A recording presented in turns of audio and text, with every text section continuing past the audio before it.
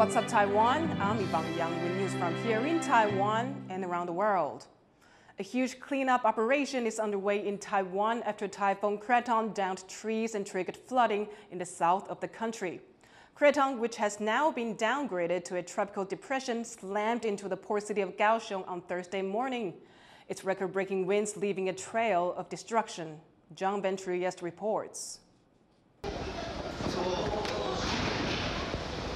Typhoon Krathon's collision with Taiwan may be over, but the storm hasn't gone quietly. In Kaohsiung, where the eye wall slammed into the coast, debris flew, while high winds trashed this shopping center. Local people had prepared for the worst, but they were still frightened by how fierce the storm ended up being. 台风登陆开始啊，那个风就很强，大概10级、13级的感觉，那个整个我们的铁门啊，楼上那个水塔那边的铁门都整个都轰隆轰隆都很大声，都蛮可怕的。The port area at the center of this southern city saw damage too, with toppled shipping containers, fallen scaffolding, and fishing boats cast adrift. 我们有派港勤拖船在渔港的堤口那边关注那个船的情况，因为不要让它再往航道这边飘了。因为原则上那个船还是会协助拖回到前镇渔港里面的。And the chaos wasn't confined to the areas directly hit in the southwest. The storm's rains wrapped all the way around to the opposite side of the island, causing knee-deep floodwaters in northeastern towns like Luodong.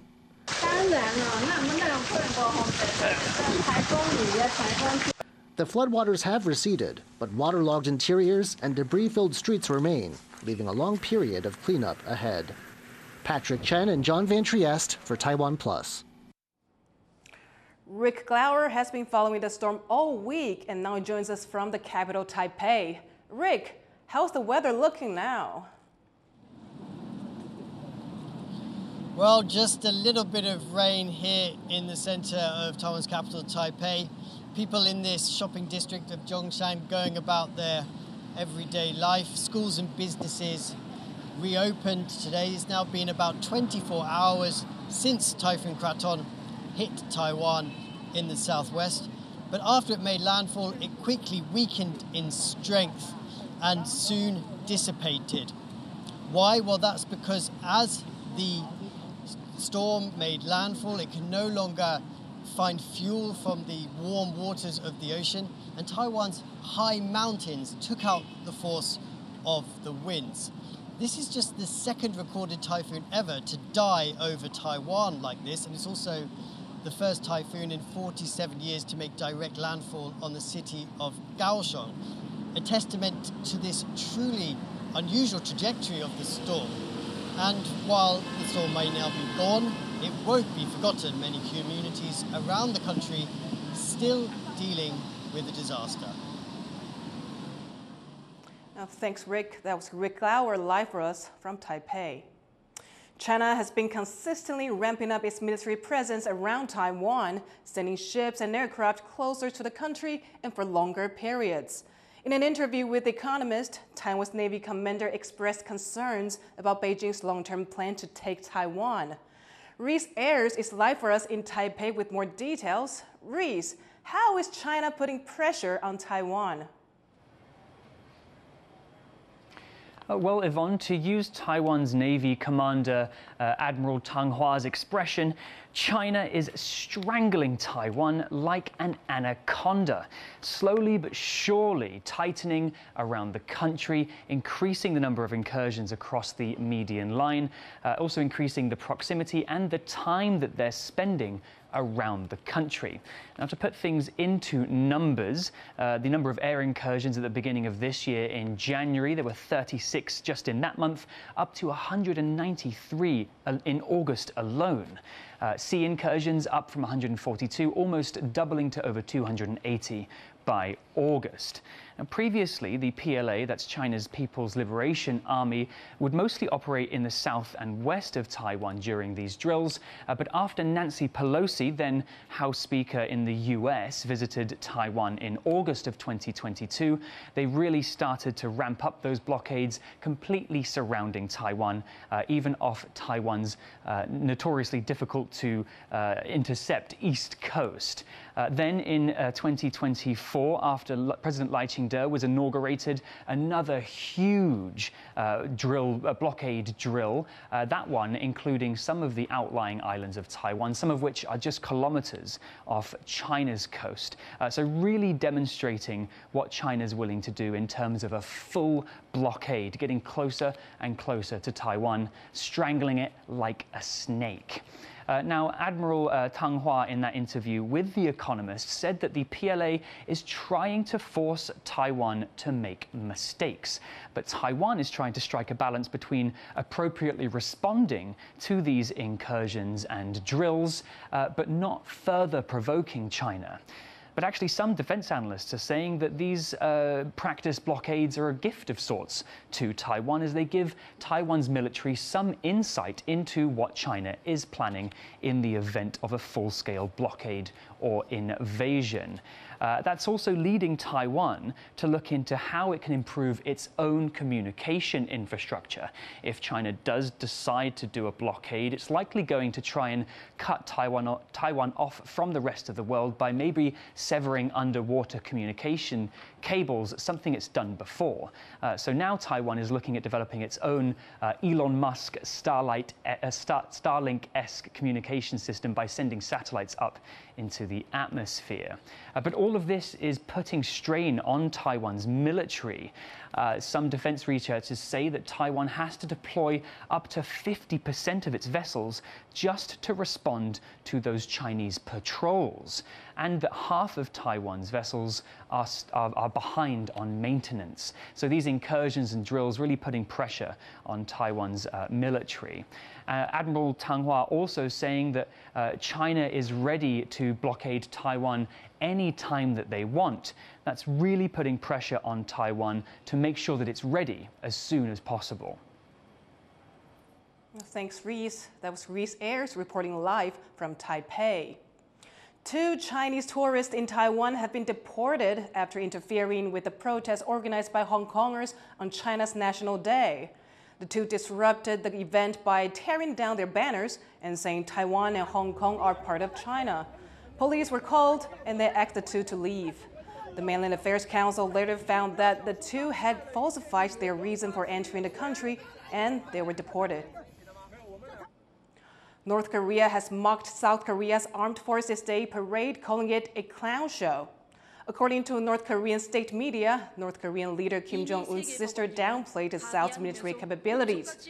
She also criticized the United States for deploying a bomber at the military parade. During the parade, South Korea unveiled a non-nuclear ballistic missile, which analysts believe can penetrate North Korea's bunkers. Israel's military is warning more people in southern Lebanon to evacuate. Israel originally said its ground incursion against Hezbollah would be limited in scope, but this signals it may widen its operation. Meanwhile, Israeli airstrikes continue across the capital, Beirut, including near the city's main airport. The fighting has killed more than 1,000 people and displaced 1.2 million more. A massive cleanup effort is underway in the United States after Hurricane Helene left a path of destruction across the country's southeast. The disaster's death toll has reached 200 people, but with more than 600 still missing, and that number is expected to rise. Rosie Greninger reports.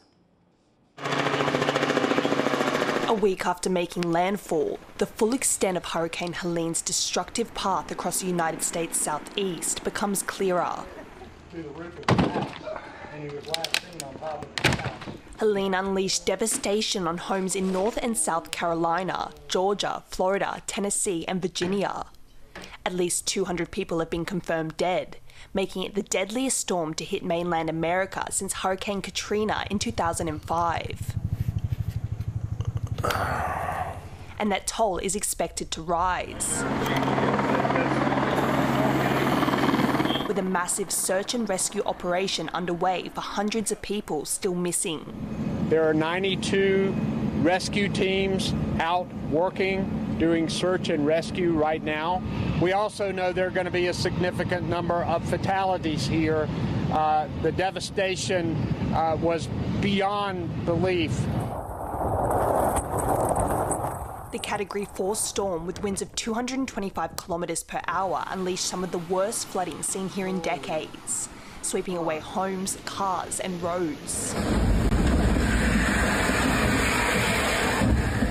More than 1 million people remain without power, and food, water and petrol are in short supply. With a clean-up effort underway, some residents have been able to return home, only to find chaos. It's horrendous. And, I mean, there's no roads. There's no evidence of roads. There's no trees. It's just water and stone. There's nothing left. While visiting those impacted, President Joe Biden pledged immediate aid packages and vowed the federal government will cover the cost of debris removal for 3 months. The US president also directed 1,000 soldiers to help with the response and recovery efforts. That's on top of the 6,000 National Guard members and 4,800 federal aid workers already deployed in the region. This direct assistance is now being delivered. It's being delivered now directly, with more to come. But folks, this entire project is going to cost billions of dollars, not tens of thousands, not millions, not a billion, billions of dollars. But even with additional aid, the US government says the clear-up effort of this mammoth storm could take years, leaving residents here with a long road to recovery. Dolphine Chen and Rosie Greninger for TaiwanPlus. Striking dock workers in the United States have agreed to return to work until January. Their union suspended a walkout after reaching a tentative wage deal with the alliance representing port and shipping companies. The union went on strike on Tuesday after its contract expired amid a pay dispute. The walkout was expected to cost billions of US dollars per day. The union and ports are now negotiating a new contract. Thailand's famous Pygmy Hippo has sparked a wave of mood and mania, giving local businesses a significant boost. Our reporter Senichi has more.